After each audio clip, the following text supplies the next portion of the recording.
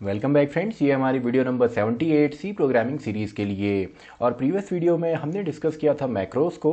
तो मैक्रोस क्या होते हैं, इनको हम किस तरीके से इम्प्लीमेंट करते हैं, इसका कॉन्सेप्ट क्या है, ये हमने समझा था। और इस वीडियो में हम कुछ प्रोग्राम्स यहाँ पे क्रिएट करेंगे मैक्रोस से रिलेटेड, जिससे कि हमें पता लगेगा कि इसको हम प्रैक्टिकली कैसे इंप्लीमेंट करते हैं।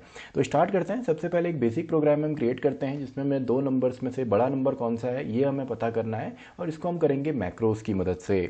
तो स्टार्ट करते हैं। सबसे पहले अपने प्रोग्राम कोड के अंदर मैं इंक्लूड करता हूं हमारी हेडर फाइल stdio.h को, एंड देन हम मैक्रो को डिफाइन करेंगे। तो मैक्रो के लिए हम लिखते हैं डिफाइन, देन मैक्रो का नाम यानी कि बिग। तो ये हो गया हमारा मैक्रो का जो टेम्पलेट होता है। तो इसमें दो नंबर ये एक्सेप्ट करने वाला है, क्योंकि ये मैक्रो विथ आर्ग्यूमेंट हम क्रिएट कर रहे हैं। एंड अब हम बनाएंगे इसका जो एक्सपेंशन है, यानी कि जब ये एक्सपेंड होगा तो क्या रिजल्ट आएगा। तो मैं कहता हूँ अगर ए जो है अगर वो ग्रेटर देन होता है बी से, देन आपका क्वेश्चन मार्क। तो वहाँ पे हम टर्नरी ऑपरेटर यूज़ कर रहे हैं, जो कि एक अल्टरनेट होता है आपका इफ एल्स स्टेटमेंट का। तो यहाँ पे सबसे पहले आता है आपका कंडीशन। तो हमने कंडीशन दे दी, अगर ए बी से बड़ा है देन क्वेश्चन मार्क। तो अगर ए बड़ा है तो ए यहाँ से रिटर्न हो, नहीं तो एल्स वाला पार्ट यानी कि कोलन के बाद बी। तो अगर ए बड़ा होगा तो ए को रिटर्न करेगा ये जो मैक्रो है, नहीं तो आपका बी को रिटर्न करेगा। इसके बाद हमारा जो मेन कोड होता है यानी कि int main, and int main के अंदर सबसे पहले मुझे दो नंबर्स यहाँ पे चाहिए, तो int a comma b. And अगर आप चाहें तो मैक्रो की वैल्यू को स्टोर करने के लिए एक थर्ड वेरिएबल भी ले सकते हैं। एंड देन मैं एक मैसेज यहाँ पे फ्लैश कराता हूँ डायरेक्टली, इसमें मैं लिख देता हूँ एंटर टू नंबर्स, दो नंबर्स को एंटर कीजिए /n। एंड देन हम यहाँ पे स्कैनफ की मदद से simply %d and %d two times, and यहाँ पे हम दो नंबर्स को रीड करवाते हैं। तो n% a and n% b यानी कि दोनों नंबर्स के एड्रेसेस यहाँ पे आएंगे। एंड देन फाइनली इसके बाद हम चाहें तो डायरेक्टली प्रिंट करा सकते हैं, आप चाहें तो एक थर्ड वेरिएबल का भी यूज़ कर सकते हैं। तो इसमें मैं लिख देता हूँ बिगर नंबर जो हमारा है वो आएगा %d में, एंड ये हमें मिलेगा जब इस मैक्रो को हम कॉल आउट करेंगे, एंड इसको हम दो वैल्यू यहाँ से पास ऑन करेंगे। तो देखिए कंप्लीट हमारा कोड यहाँ पे हो गया। देन रिटर्न 0 जो फाइनल स्टेटमेंट होता है, देन इसको चलिए एग्जीक्यूट करते हैं। तो यहाँ पे अब क्या होगा, ये तो हमारा सोर्स कोड है। अभी अब जब ये आपका एक्सपेंड होगा तो आपको कोड मिलता है प्री प्रोसेसिंग का कोड, जिसमें सभी मैक्रो की जो डेफिनेशन है वो एक्सपेंड होकर आती है कोड की जगह। एंड देन फाइनली आपका exe फाइल जो भी आप देख रहे हैं। तो इसमें चलिए दो नंबर हम एंटर करते हैं 45 एंड 67। तो जो बिगर नंबर है वो ऑब्वियसली आपका 67 यहाँ पे है।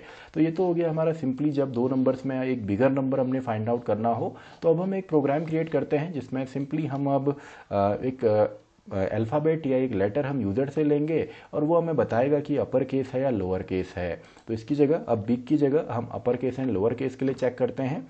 तो सबसे पहले इज़ अपर मैं यहाँ पे लिख देता हूँ। मैक्रो का नाम हमेशा ही आपने अपर केस में लिखना है रीडेबिलिटी कोड के लिए, ताकि और आसान हो।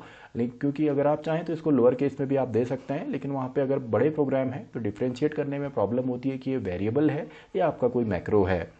तो इज़ अपर के लिए सबसे पहले तो हमको यहाँ पे एक वैल्यू लेनी है x, जो कि रिसीव करेगा, एंड देन इसका एक्सपेंशन हम क्रिएट करेंगे। तो हम कहते हैं कि अगर जो x है अगर ये ग्रेटर देन होता है, सिंपली ग्रेटर देन या इक्वल्स टू आपके 65 के, क्योंकि आपको शायद पता होगा आस्काई कोड के अंदर जो अपर केस लेटर होते हैं, यानी कि जैसे A B C D upper case में, तो A की जो आस्काई वैल्यू होती है वो होती है 65, ऐसे B की होती है 66, C की होती है 67, अप टू आपका होता है 90।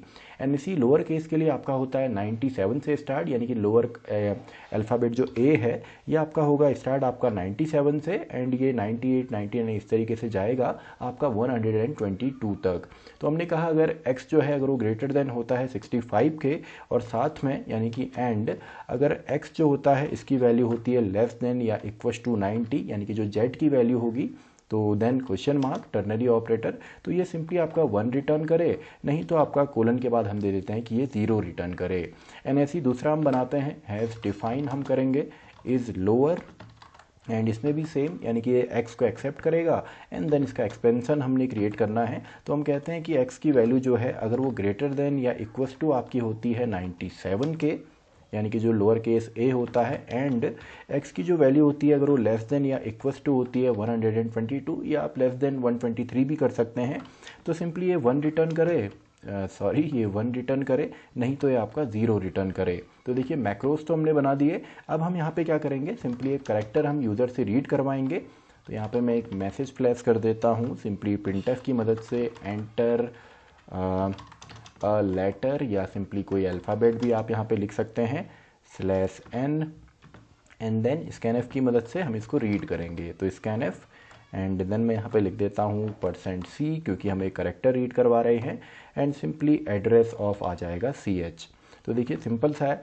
इसके बाद हम यहाँ पे कंडीशन देते हैं कि इफ़ अगर आपका जो इज़ लोअर यहाँ पे है जो कि एक मैक्रो है और इसमें हम पास ऑन करेंगे ch को और वहाँ से अगर हमको रिटर्न मिलता है सिंपली 1 तो हमने क्या प्रिंट कराना है, हम यहाँ पे printf के अंदर दे देते हैं कि आपका लोअर केस लेटर ये है या अल्फ़ाबेट ये है एंड इसके अलावा दूसरा जो हम स्टेटमेंट लिखेंगे वो भी चलिए इफ़ में हम दे सकते हैं या आप इफ़ एलिफ एल्स भी इफ़ एल्स इफ़ एल्स को भी यूज़ कर सकते हैं अगर आप यहाँ पे लोअर अपर के अलावा कोई और भी चेक करना चाहें।